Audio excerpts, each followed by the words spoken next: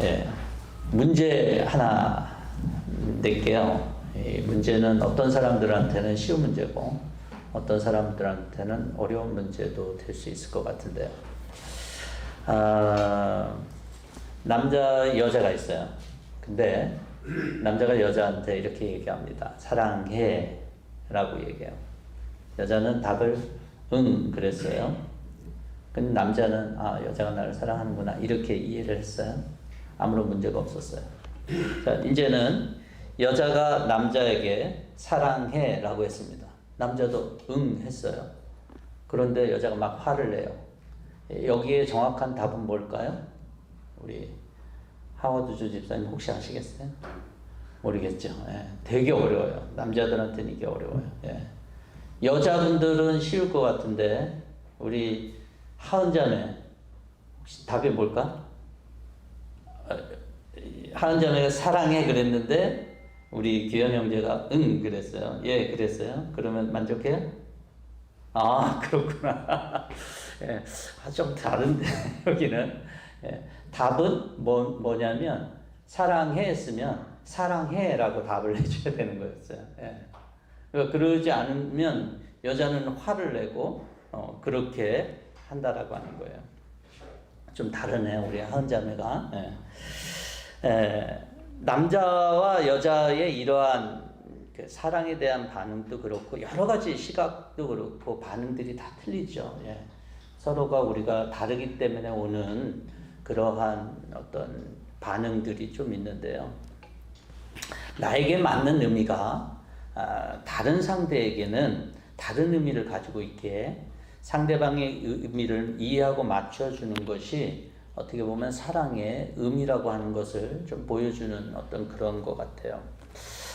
살다 보면 우리가 서로 가족 안에서 서로 사랑하면서 살아가야 되는데 우리가 늘 내 방식대로 상대방을 이해할 때에 우리가 이게 진짜 나 사랑하는 거 맞나? 라고 하는 의심을 가질 때도 있는 것 같아요.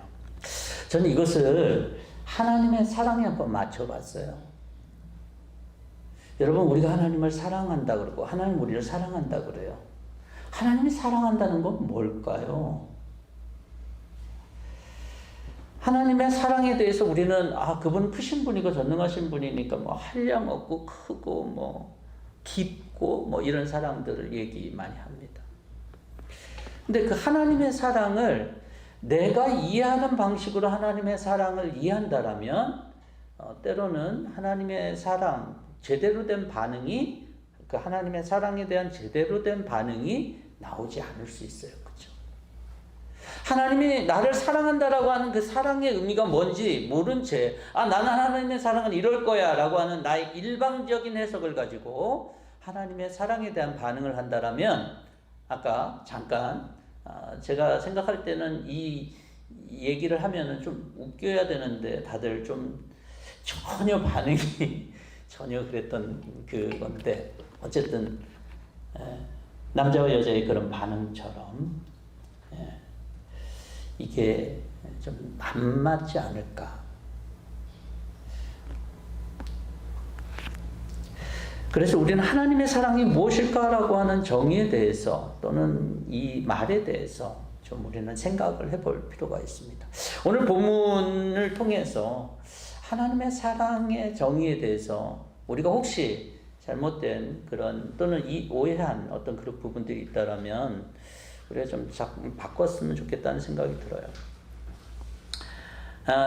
분명한 것은 내 사랑의 기준, 인간의 사랑의 기준으로 하나님의 사랑의 의미를 해석하는 데 있어서 이것은 잘못된 반응 또는 어떤 하나님이 기대하지 않는 반응이 나올 수밖에 없다라고 하는 거예요. 오늘 본문에서 저는 두 가지를 같이 함께 나누려고 해요.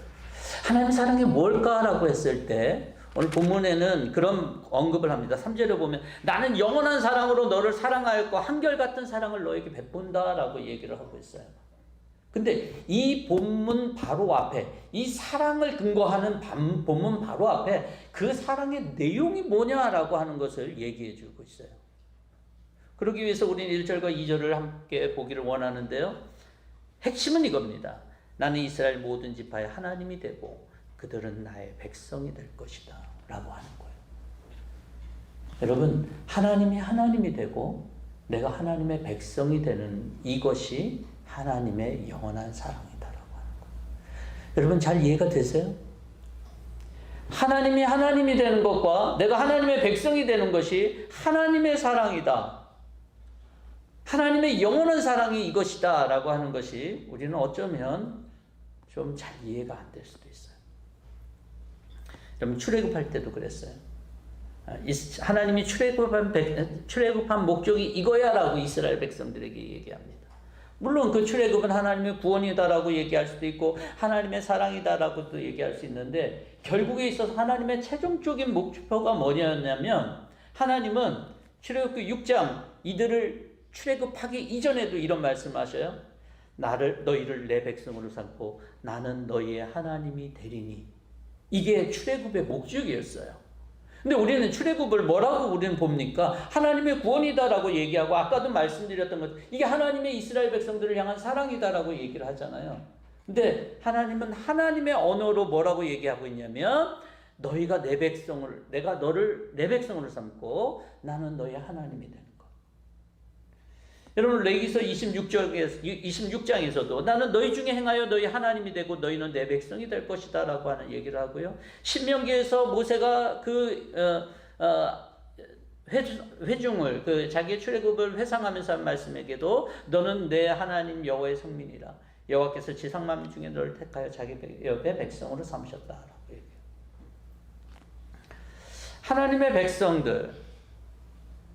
하나님의 백성들은 여전히 이렇게 생각했어요. 출애굽을 했지만 그들은 광야 속에서 하나님 여기에는 물도 없고요. 하나님 먹을 것도 없고요. 하나님 여기에는 뭐도 없고 굉장히 불만투성이었어요. 안 그렇겠어요? 저와 여러분들이 만약에 그렇게 출애굽을 했다 그러면 아마 저와 여러분들의 입속에서 그 말에서도 그런 얘기가 나올 거예요. 하나님 이것도 없고 저것도 없고. 우리 조금만 불편한 데 가면은 또 그런 얘기를 하잖아요. 그렇죠? 전기도 없고 뭐도 없고.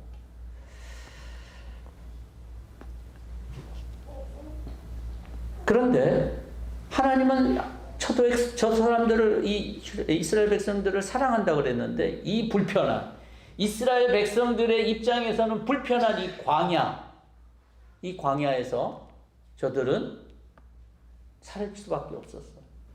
그 다음에 또 한 가지는 이거예요. 하나님께서는 광야 생활을 끝마치고 나서 이들을 어디로 가게 했죠? 젖과 꿀이 흐른다라고 하는 가나안 땅으로 인도했잖아요. 근데 실질적으로 젖과 꿀이 흐르기도 했어요. 근데 거기 가니까 거기에 안악자손도 있었고, 거기에 가나안 7족속이 있었는데 거저로 땅을 받는 게 아니라, 우리가 사사기나 이런 데를 보면 어때요? 여호수아를 보면 싸워야 됐어요. 전쟁을 해서. 이게 쉬운 일이 아니잖아요. 거저 얻는 게 아니잖아요. 우리는 사랑 그렇게 생각하면 뭘 생각합니까? 전폭적으로 뭔가 주어지는 것, 공짜로 주어지는 것, 뭐 이런 걸 생각하잖아요. 근데 하나님 우리를 사랑했다 그래요. 근데 하나님의 사랑의 최종적인 목적은 뭐냐? 내가 하나님의 백성이 되는 것, 하나님이 하나님이 되는 거라는 거예요. 그게 하나님의 사랑이다라는 거예요.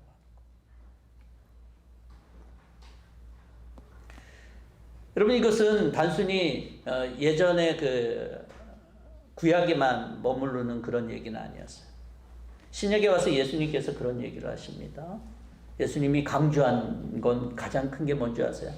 하나님의 나라였어요. 천국, 우리가 말하는 천국은, 예수님이 말씀하신 천국은 그냥 우리가 죽어서 가는 천국이 아니에요. 하나님의 나라, 정확하게 말하면 하나님이 다스리는 하나님의 나라를 얘기하는 것입니다. 예수님의 복음에 대해서 하나님의 나라와 결부해서 말씀해 주셨어요. 그러면서 하나님 나라에 대해서 이렇게 얘기를 합니다. 하나님 나라는 볼 수 있는 게 아니야. 하나님의 나라는 여기 있다 저기 있다 말할 수 없다. 왜냐하면 하나님의 나라는 너희 가운데 있다라고 얘기를 하고 있습니다. 바울도 우리가 하나님의 성전이래요.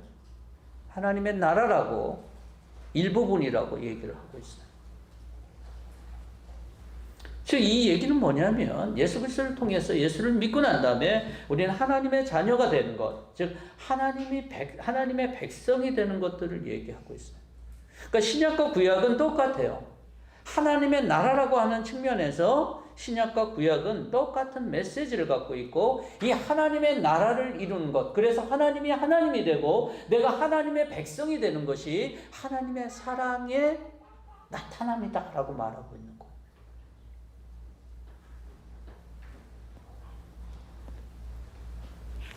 아까도 잠깐 말씀드렸다시피 약속의 땅으로 이스라엘 백성들이 왔어요.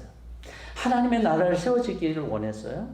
그런데 하나님의 나라가 잘 세워지진 않았어요. 이스라엘 백성들이 제대로 정복하거나 그러는 것을 마무리하지 못했기 때문이에요. 모세의 출애굽 과정을 한 1800년경이라고 봐요, 보통. 근데 이것이 구약 성경을 이렇게 보다 보면 우리도 모두 알다시피 그래, 하나님의 나라가 이렇게 이루어지는 거구나라고 어느 정도 우리가 인정할 수 있는 때가 언제냐면 다윗 정도라고 봐요. 그러면 여러분, 다윗은 한 1000년경 사람이에요. BC 1000년경 사람이라고. 그럼 하나님이 하나님의 뜻을 이루는데 몇 년이나 걸렸다는 얘기예요. 굉장히 오래 걸린 거 아니에요? 굉장히 오래 걸렸어요.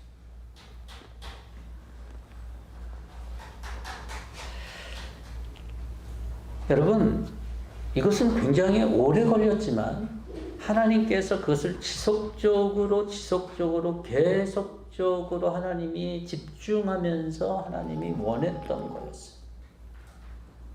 그리고 계속적으로 하나님은 하나님의 백성을 사랑한다 그러면서 하나님의 목적을 절대로 잊지 않습니다. 너희 하나님이 내가 너희 하나님이 되고 너희는 내 백성이 되고.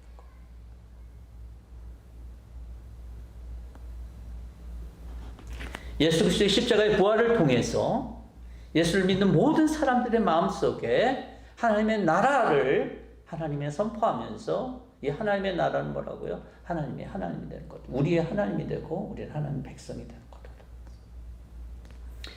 저 여러분들, 만약에 여러분들이 나는 하나님을 하나님으로 여기고 나는 하나님의 백성이야 라고 하는 확신이 있다면 여러분들은 하나님의 사랑이 여러분들 가운데 있다는 것을 확신할 수 있길 바랍니다. 우리가 느끼는 사랑의 감정이라는 것들이 있어요. 아, 사랑하면 이런 감정 저런 감정이 있는데, 적어도 성경은 그런 감정대로 하나님의 사랑을 우리에게 설명하고 있지 않아요. 오히려 그 감정에 속기가 쉬운 인간의 모습을 경고합니다. 왜냐하면 이스라엘 백성들이 그렇게 하나님을 떠났다라고 그러는데, 여러분 실질적으로 이스라엘 백성이 하나님을 떠났을까요? 우리의 관점으로 보면요, 그들은 계속적으로 예배를 드렸어요. 광야 시대 때 하나님께서 말씀하셨던 말씀에 의해서 성막을 중심으로 예배를 드렸고, 나중에 성전이 지어지면 성전을 중심으로 예배를 드렸어요. 그러면 문제가 없는 것 아니에요? 우리 관점으로 하면. 근데 하나님은 뭐라 그랬어요? 떠났다라고 하는 거예요.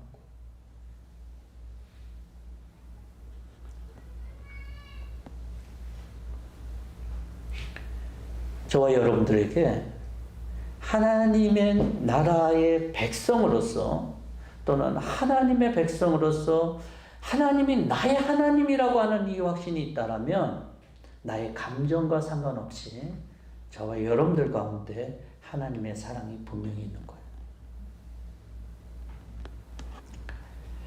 그렇게 우리가 하나님이 되시고 우리가 하나님의 온전한 백성이 될 때, 오늘 6절에서는 이렇게 얘기합니다. 에브라임 산으로 파수꾼들이 어서 시온으로 올라가 주 우리의 하나님 앞으로 나아가자고 외치는 날이 반드시 올 것이다. 즉 하나님의 사랑으로 하나님이 하나님이 되고 하나님의 백성들이 함께 있을 때 그들은 하나님, 주 우리의 하나님 앞에 나아가자라고 하는 그것을 외치는 날이 온다라고 하는 거예요. 이게 뭘 것 같습니까? 이게 바로 예배하는 것 아니겠어요? 저와 여러분들이 하나님 앞에 모였어요. 하나님 앞에 모였어요. 왜냐하면 우리의 하나님이 하나님이시고 우리가 하나님의 백성이기 때문에 우린 그 예수 그리스도의 이름으로 우린 이 자리에 모인 것 아닙니까?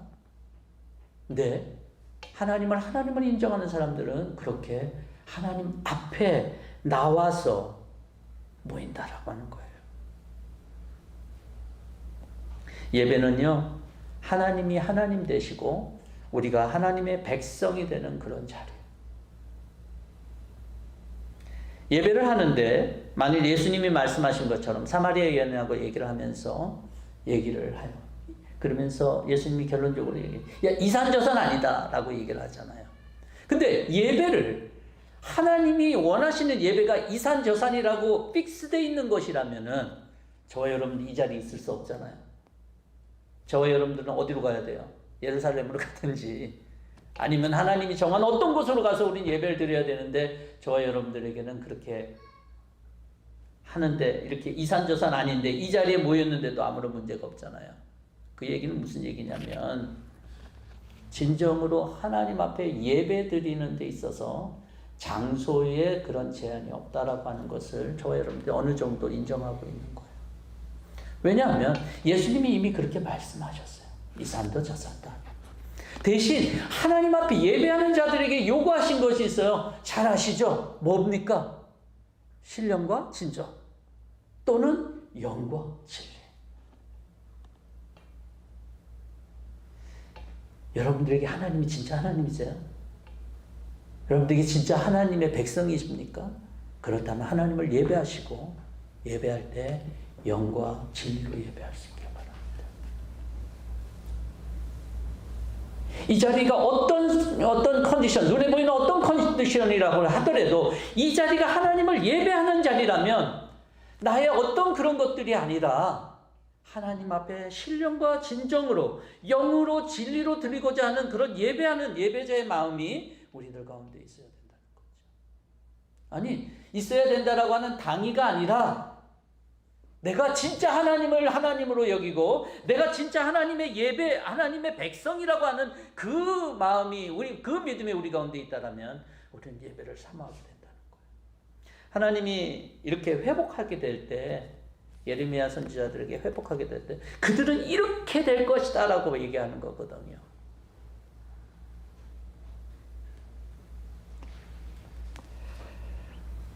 저는 그 사마리아 여인이 이렇게 예수님이 신령과 진정으로 예배드려야 돼 라고 했을 때 사마리아 여인이 어떤 이해를 했을까라는 생각을 가끔 해봤어요. 아니 그 신령과 진정 이게 하니까 또는 영과 진리라고 하니까 그 여인이 과연 이걸 잘 이해했을까? 영으로 드린 예배가 뭘까? 또는 진리로 드린 예배가 뭘까? 우리도 사실 이거 얘기하고 딱 했을 때 잘 알아듣기 어려울 수도 있잖아요. 처음 만났잖아요. 예수님하고 처음 만나서 그런 영적인 얘기를 하는데 얼마만한 이해를 했을까? 그런 부분에 있어서는 적어도 이게 형식적인 면은 아니라는 건 알고 있었을 거예요. 영이라 그랬으니까.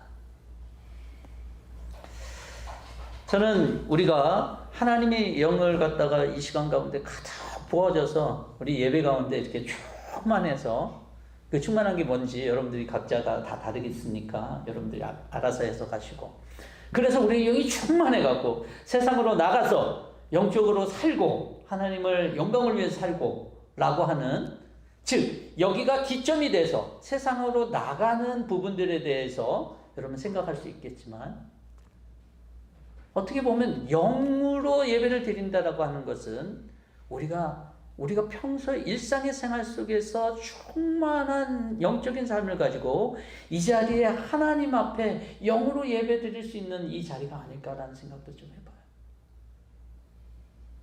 저와 여러분들이 예배하는 이 시간을 통해서 하나님 내게 은혜를 부어주시고 하나님 내 영혼에 그 충만한 것들을 허락해달라고 기쁨으로 가득 차게 해달라고 이 시간을 그렇게 저와 여러분들이 얘기할 수 있겠지만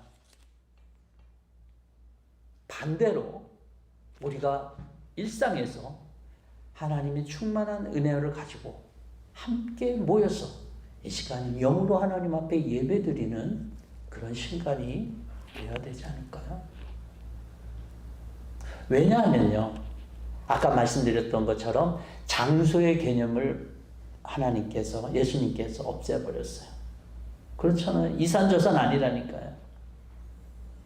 또 하나님이 없애버린 게 있어요. 시간의 개념을 없애버렸어요. 저와 여러분들이 주일날 예배드리는 이 예배만 가장 강력하고 가장 거룩한 예배고 내가 일상에서 내일 아침 월요일 아침에 하나님 앞에 하나님의 말씀을 묵상하는 그 시간은 거룩한 시간이 아닙니까? 내가 저녁에 돌아와서 피곤한 몸을 이끌고 하나님의 말씀을 읽을 때에 하나님을 찬양하고 기도할 때 그 시간은 거룩한 시간이 될 수 없나요? 그 시간 예배가 아닌가요? 만약에 우리가 그 시간에 사로잡혔다면 우리는 예배를 안식일에 드리는 게 맞을 거예요. 그렇죠? 예, 토요일에 드리는 게 맞을 거예요. 근데 예수님께서는 그것을 없애버렸거든요. 시간도 장소도.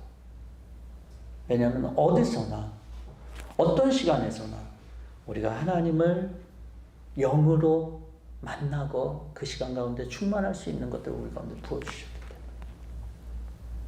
여러분 그렇게 한번 해보시지 않겠어요?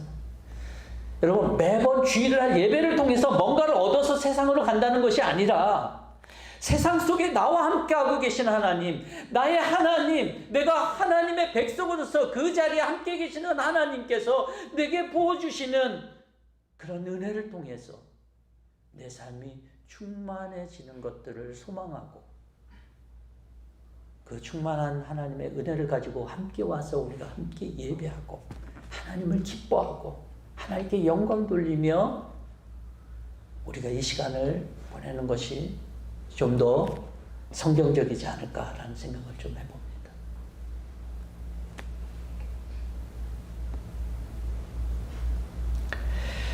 그럴 때에 내가 하나님이 나의 하나님이 되고 내가 하나님의 백성이 된다라고 하는 것이 왜 하나님의 사랑인지에 대해서 저와 여러분들이 깨달을 수 있을 거라고 생각이 돼요. 예배는 하나님을 사랑하는 사람들의 표준이었어요. 하나님의 사랑을 진하게 경험한 사람들은 늘 예배했어요. 그것은 창세기부터 계시록 아니 마지막 때까지 똑같을 거예요. 저와 여러분들 속에서도 마찬가지일 거예요.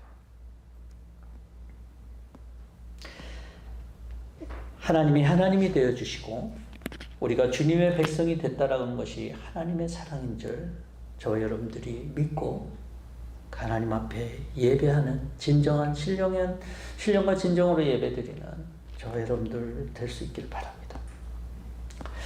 두 번째로 보면 하나님의 사랑은 여기에 이렇게 나타나고 있는데 우리가 잘 알다시피 예레미야는요 이스라엘이 멸망한다는 얘기를 하고 있는 거잖아요. 그것이 바로 이들이 이 성경 속에서 얘기하는 그런 부분이에요. 죄악에 물드는 이스라엘 백성 결국 망했어요. 근데 그게 끝이 아니라는 거죠. 하나님께서 이스라엘 백성 망할 때도 굉장히 오랫동안 기다렸어요. 예, 여러분 솔로몬 시대부터 이게 좀 망하기 시작하지만 우리가 솔로몬 때까지 그래도 봐주자고요.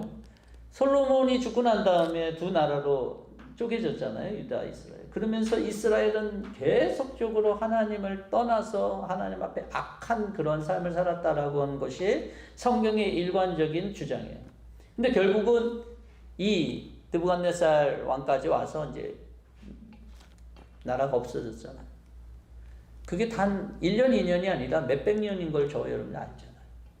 근데 그렇게 느부갓네살 왕에게 완전히 이렇게 망했으면 또 성전 또 도란에 돌았다도 뭐 이건 나중에 예수님의 표현이었지만 사실 무너졌어요. 왜냐하면 성전에 금이 있다는 소문 때문에 와갖고 하나도 남기지 않았거든요. 근데 그게 끝이 아니었다는 거예요. 4절에 보면 처녀 이스라엘아 내가 너를 일으켜 세우겠으며 내가 다시 일어날 것이다. 너는 다시 너의 소굴을 들고 흥에 겨워 춤을 추며 나오게 될 것이다 라고 얘기를 해요. 하나님의 사랑은요 다시 일어나게 하시고 다시 넘어진 자를 일으켜 세워주시는 그런 사랑입니다. 그게 바로 하나님의 사랑이에요. 여러분 구약이나 신약을 봐도요 또는 오늘날 우리의 신앙을 봐도 늘 넘어지는 모습들 많은 것 같아요. 연약한 모습. 저의 삶을 볼 때도 무너질 때가 있는 것 같아요. 이러면 안 되는데 강한 믿음을 가지고 살아야 되는데 그러지 못할 때도 있거든요. 또 연약한 부분이 있어요. 제 본성과 성품상 연약한 부분들이 있어요. 근데 하나님의 사랑의 의미는 뭐냐면 야 내가 너를 회복시킬 거야. 내가 너를 다시 바꿀 거야 라고 하는 거죠. 잠언에 보면 이런 말씀이 있어요. 미움은 다툼을 일으켜도 사랑은 모든 허물을 가리운다. 베드로전서에도 보면 야, 뜨겁게 서로 사랑해라. 그러면서 사랑은 허다한 죄를 덮는다. 이렇게 말하고 있어요. 우리에게 이거 얘기하신 하나님께서 우리를 그렇게 하지 않을까요? 허다한 죄를 덮고 우리 허물을 가리우고 그러지 않으실까요? 그게 당연하겠죠. 저와 여러분, 제가 이제 목사로서 다른 부분들도 감사하지만 제가 이 강단에서는 가장 감사한 부분 뭔지 아세요? 아마 이렇게 사람들 앞에서 말해서가 아니라 제가 사람들 앞에서 선포하기 때문에 나 스스로도 그렇게 살려고 그러는 것 아니겠어요? 그렇겠잖아요. 하나님이 태초부터 태말까지 하나님이 그렇게 약속하셨는데 하나님이 이 약속을 안 지킬까요? 분명히 하나님이 지키시죠. 여러분, 19세기 중반에 프랑스 염색 공장에서 벌어진 일인데요. 모두가 바쁘게 막 일을 하고 있었어요. 근데 한 여직원이 램프, 옛날에 램프가 있었잖아요. 그 램프를 옮기다가 깨트려 버렸네요. 실수로. 램프가 깨지니까 그 안에 등유가 흘러나왔어요. 사람들 난리 났어요. 안에 있는 모든 것들을 다 망가뜨렸으니까 그 안에 있었던 사람들이 다 난리가 났습니다. 막 그러면서 투덜투덜 거려요. 근데 그때 공장의 대표였던 장 바프티스트 졸리라고 하는 사람이 있었는데 이 사람은 좀 달랐어요. 그 가운데서 화를 내기 전에 그 상황을 보니까요. 어떤 일이 있었냐면 염색 공장 작업대에 덮고 있는 테이블보가 여러 가지 염색약으로 얼룩졌을 거 아니에요. 이게 막 치면서. 그런데 그 여직원이 쏟아부은 등유, 그 쏟아부은 부분만 얼룩이 지워져 가는 거예요. 가만히 보니까 얼룩이 지워져 가는 거예요. 그래서 여기에서 이 사람이 생각했어요. 아, 이렇게 등유가 이걸 지우는 저기가 있구나 라고 해갖고 거기서부터 드라이 클리닝이 처음으로 그 사람이 발견해서 드라이 클리닝이 오늘날 저를 세탁하는 이 드라이 클리닝 원조가 그 사건에서 일어났다는 거예요. 모든 허물을 가리시고 우리를 회복시키신 하나님. 그분이 가져올 놀라운 회복의 역사가 뭔지 아세요? 연약하고 때로는 실패와 좌절감이 있고 나 스스로도 나를 용납하지 못하는 나를 통해서 나를 회복시키심으로 나를 통해서 또 다른 일을 계획하시고 나를 통해서 새로운 일들을 행하시는 분이 바로 하나님이시다라고 하는 거예요. 우리는 보통 뭔가를 쓰려고 그러면 괜찮은 것, 최고의 것들을 쓰려고 그러지 않으세요? 근데 하나님은 달라요. 하나님은 달라요. 오늘 본문에서 하나님께서 회복시키시면서 온다라고 하는 사람들을 보여주고 있는데요. 우리가 보면 9절에 보면 이런 말씀을 하고 있어요. 북녘 땅에서 데리고 오겠으면서 땅의 맨 끝에서 모아오겠다. 그들 가운데는 눈먼 사람과 다리를 저는 사람도 있고 임신한 여인, 해산한 여인도 있을 것이다. 이런 사람들을 회복시키시다는 거예요. 돌아오게 하겠다는 거예요. 하나님은 그런 사람들까지도 하나님 구원하신다라고 하는 얘기도 있겠지만 다른 언급이 없는 거예요. 잘난 사람들 있잖아요. 네. 우리가 존경할 만한 사람들이 있잖아요. 그런 사람들에 대한 언급이 없어요. 이런 사람들 가지고 하나님은 하나님의 나라를 다시 세우시는 거죠. 연약하고 실패한 것 같고 아무것도 아닌 사람들을 가지고 하나님은 하나님의 사랑으로 회복시키시고 그 사람들을 다시 사용하시는 거예요. 하나님의 구원의 역사에 사용하시는 거죠.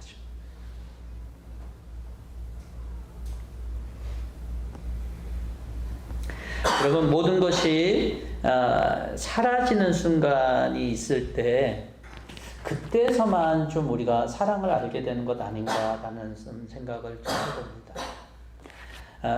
이거는요, 사람이 이렇게 죽는 순간이 되잖아요. 그러면 어느 것도 내가 필요한 게 없구나라고 하는 그런 생각을 다들 하게 되는 것 아니겠어요? 그래서 내 가족이 뭘 내가 특별히 해주지 않아도 내 가족이 있어준 것만으로 고맙고 내가 못 해준 것 때문에 너무 미안하고 그런 얘기들을 좀 많이 하는 것 같아요. 근데 그 전만 해더라도 뭔가 좀 나한테 뭘 좀 더 해주길 바라고 또 뭔가 좀 있어야 될 것 같고, 그런데 그 순간이 되면 내가 죽음이라고 하는 정말 모든 것이 사라지는 그런 순간에는 정말 필요한 것이 이 사랑만이 남겠구나라는 생각이 드는 것 같아요. 그 사랑은 그냥 뭘 해줘서가 아니라 그 존재 자체가 있어서 감사한 거고, 그 존재 자체가 있어서 내 옆에 있어서 감사한 거죠. 근데 이게 사랑의 본질이라면 여기에 하나님이 우리를 향할 때 가지고 있는 마음이 있지 않을까? 내가 갖고 있는 그런 부족한 모습, 연약한 모습, 이게 아니라니까요. 내 모습이 8절에 있는 것처럼 눈먼 사람, 다리 저는 사람, 미신한 여인, 해사는 여인과 같은 그런 연약함과 그런 보잘것없는 모습이라도 그 존재 자체로, 나 자체로 하나님은 우리를 만족할 수 있는 분이다라고 하는 것을 저와 여러분들이 아셨으면 좋겠어요. 그래서 내가 허물이 있어도, 허다한 죄가 있어도 하나님은 덮으시고 하나님 사랑하시는 거죠. 그런 인생들을 회복시키시는 거죠. 왜냐하면 우리를 중요하다는 걸 알기 때문에.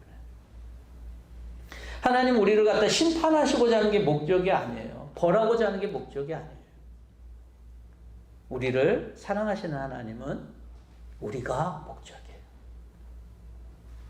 그리스도인들 보면 다 의인 아닙니다.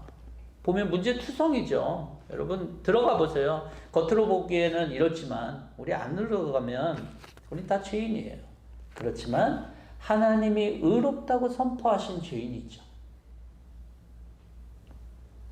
그래서 허물을 가리움을 받은 그런 인생이 바로 저와 여러분들이에요. 하나님은 이 회복의 사랑을 통해서 또 다른 역사를 일으키시는 그런 분이시죠. 지금까지의 교회 역사는 그런 거였어요. 이러한 실패와 좌절과 죄된 자기의 본성을 깨닫는 사람들을 통해서 하나님은 또 다른 구원의 역사를 일으키시고 하나님의 나라를 계속적으로 이어왔던 그런 분이세요. 저와 여러분들 보면 삶 속에서 어려움이 찾아올 수 있고 힘듦이 찾아올 수 있어요. 그렇지만 저와 여러분들을 향하신 하나님의 이 회복의 사랑을 믿을 수 있기를 바랍니다. 어려운 상황이 올 때마다 나를 회복시키시는 하나님이 계시다라고 하는 믿음이 저와 여러분들의 믿음일 수 있기를 바랍니다. 하나님께서는 이런 사람들을 통해서 어떻게 말씀하시냐면 9절을 마지막에 보면 나는 이스라엘의 아버지이고 에브라임은 나의 맏아들이기 때문이다. 여러분 여기에 뭔가 좀 이상하지 않나요? 이 본문에서 에브라임은 나의 맏아들이래요. 사실은 에브라임은 맏아들이 될 수가 없어요. 왜냐하면 에브라임은 둘째 아들이거든요. 첫째는 므낫세고 이스라엘 지파로 봐도 12아들 중에 첫 번째가 루벤이거든요. 그러니까 에브라임은 맏아들이 될 수가 없어요. 근데 하나님은 자격이 없는 자를 자격 있는 자로 만들어 주시는 거예요. 저와 여러분들의 자격은 저와 여러분이 잘나서가 아니라 하나님의 사랑 때문에, 하나님의 은혜 때문에 저와 여러분들에게 자격을 부여하시는 분이신 것을 믿을 수 있기를 바랍니다. 그래서 우리는 겸손해야죠. 여러분 겸손은요, 이 믿음의 삶과 절대 떨어질 수가 없어요. 이만한 믿음을 이스라엘에게서 찾아볼 수 없다라고 예수님께서 칭찬한 백부장이 있어요. 이만한 믿음이 뭐였어요? 자기를 낮춘 믿음 아니었어요? 예수님의 말씀이 또 자신을 개로 비유한 예수님이 이에 대해서 이렇게 얘기합니다. 주인상에 떨어진 부스러기도 충분하다라고 얘기한 여인에게 대해서 예수님 믿음의 칭찬을 하셨어요. 겸손은요, 믿음의 삶과 절대 떨어질 수 있는 게 아니에요. 하나님의 회복의 사랑은 늘 약자 죄인에게 향한다라고 하는 걸 볼 때 여러분, 우리가 뭘 생각해야 되냐면, 내가 내 자신을 이렇게 드러나고 내 자신을 갖다가 의지하고 내 자신의 뭐 어떤 것들을 하나님 앞에 자랑한다고 되는 것이 아니다라고 하는 것을 알아야 돼. 오히려 우리가 가만히 생각해 보면 그런 사람들을 향한 하나님의 사랑이 있었기 때문에 그 과정 중에 저와 여러분들이 구원받은 것 아니겠어요? 하나님께서 그러한 정말 연약하고 부족하고 힘든 삶 가운데 있는 사람들을 구원하시려고 하는 과정 가운데 나 같은 사람이 그 중간에서 얻어 걸린 것 아니겠는가 라는 생각이 들 수도 있습니다. 그래서 바울은 이 로마인들에 대해서 로마서를 쓰면서 그 로마인들에 대해서 내가 너희들에게 사랑의 빛을 줬다. 이 빛이 아니에요. 라이시. 뎁이에요. 그들을 향한 하나님의 구원의 계획 속에서 자기 자신이 구원받았기 때문에 나는 사랑의 빛을 줬어 너희들에게. 사랑하는 성도 여러분, 하나님의 사랑은요 저와 여러분들을 하나님의 백성 삼아주시고 하나님 되게 하시면서 하나님의 사랑을 드러내십니다.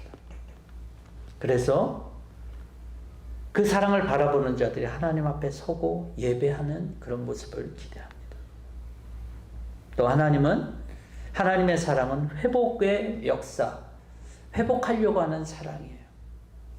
그 사랑 속에서 우리가 겸손하게 하나님을 의지하며 소망 가운데 나아갈 수 있는 저와 여러분 될 수 있기를 주의 이름으로 축원합니다.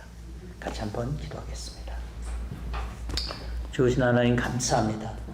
오늘 이 시간에도 하나님은 우리를 사랑하시는 것을 내 기준과 내 생각으로 정의하지 않게 하시고 하나님이 되시고 내가 하나님의 백성이 되는 이 사실을 하나님의 사랑으로 저희들이 받아들입니다.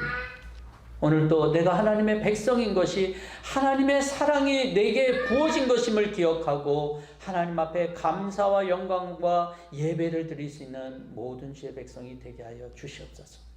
오늘도 하나님, 우리의 삶은 하나님의 회복 가운데서 계속적으로 이어져가는 삶임을, 그것이 하나님의 사랑 때문에 그렇게 되고 있는 것임을 모든 성도들이 믿게 하여 주시고, 하나님 앞에서 하나님의 회복은 연약해도 좌절해도 실패해도 죄 가운데 있을 때라도 계속되고 있는 사실을 저와 모든 성도들이 믿게 하여 주시옵소서.